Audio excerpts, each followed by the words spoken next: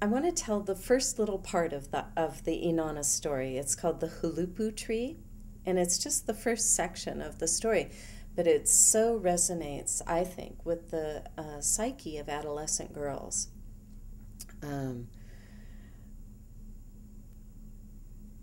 Inanna, well, I won't start at the perfect beginning, but Inanna is sitting on the banks of the Euphrates, and floating down the river is a tree that had been unearthed by the winds. Strong winds had come up and unearthed this little tree, and it's floating down the river, and she saw it. So she waded out into the river, picked the tree up, took it into her sacred garden, and planted it, and scooped out the dirt and planted it, patted the dirt down, and every day she would sit with her tree, the Hulupu tree. She would water it, she would pat the soil, she tended her tree.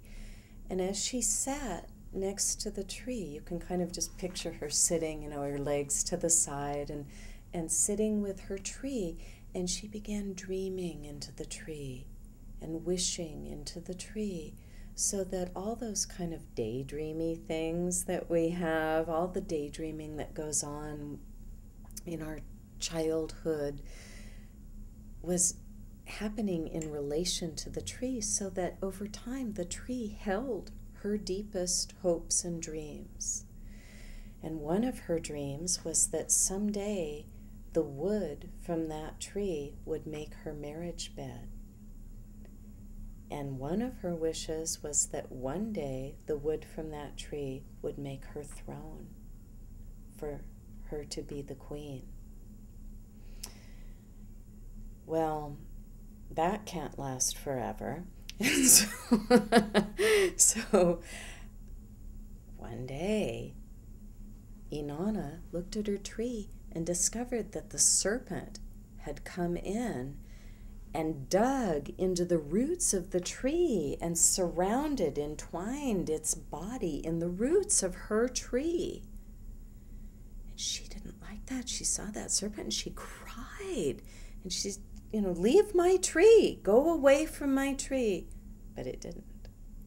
And then Lilith, the dark maiden, who was a wild woman and was wild in her sexuality, not tamed in her sexuality, but wild. She inhabited the trunk of the tree. And Inanna said, leave my tree, that's my tree, you leave. No, Lilith would not leave. And then, to make matters even worse, the Anzu bird put a nest in the branches of the tree, and the little baby Anzu birds are in the nest too. These power-hungry birds. And Inanna said, leave my tree, this is my tree. I've tended it since I was young, and since the tree was young, and you just can't come and take it over. But they did. And she didn't know what to do, because all of a sudden, all the things that she had envisioned for herself were falling apart. Like all the hopes and the wishes and the dreams were getting ruined. And she had done everything she knew how to do. So she sat beside her tree and she cried. Well, eventually Gilgamesh came along. Now, Gilgamesh was 2/3 divine and 1/3 human, and he was huge, big, muscles in his arm like rocks, and he could lift this heavy axe that normally 10 men had to lift it. And Gilgamesh came along. He said, Inanna, why are you crying? And she told him, and he said, I'll help you. And he took his axe and he swung at the roots of the tree and was chopping at them. And the serpent, was horrified and went slithering away. Lilith, the tree was shaking with the axe. She went running off into the wilderness, and the Anzu birds flew off. And Gilgamesh took his axe, and with his axe, from the Hulupu tree, he fashioned a marriage bed for Inanna and a throne. And that concludes the Hulupu section of the Inanna myth. And what do the girls take from that? I can't say one thing that they consciously conclude from that.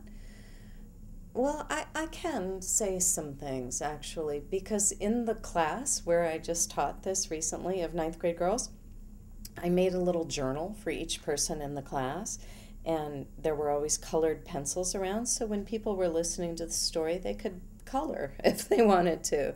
It's just kind of a soothing thing to do and a way to listen. And then I asked each person to write what scene in the myth was really most resonant with them, what scene was really living in their memory. And most of the girls wrote about that image of sitting beside the tree and daydreaming into the tree. They really identified with that. And then there was a big argument in the class of some girls saying, Gilgamesh was so nice, he helped her, and nobody else would help her. And then some other girls would say, why did she have to have Gilgamesh do it for her? Why couldn't she do that herself?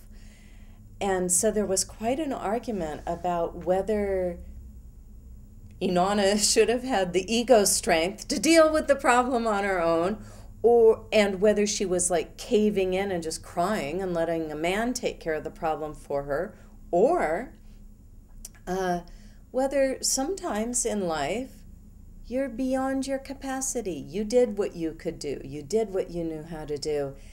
And at some point, you have to ask for help. There's some things that are beyond you at a certain time in your life, or maybe forever. And isn't that wise to ask for help? So there was quite the debate about that. And of course, in the story, Inanna goes on to claim prodigious powers of civilization and to bring those from the gods back into the city of Uruk for the civilization. So she goes on to become extremely powerful in her life, and then to go on to know the mysteries of sexuality and to know the mysteries of the underworld. But at that stage in her life, that was all she knew how to do. And you have to wonder, I think, about the wisdom of the story.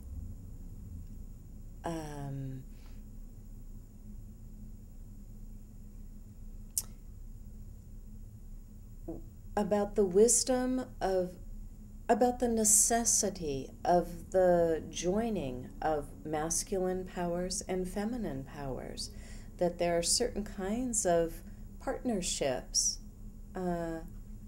between the male and the female that are really important.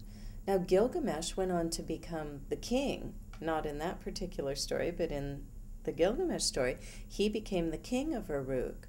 But he couldn't have done that without the goddess, without Inanna Ishtar. So there's partnerships that get things done.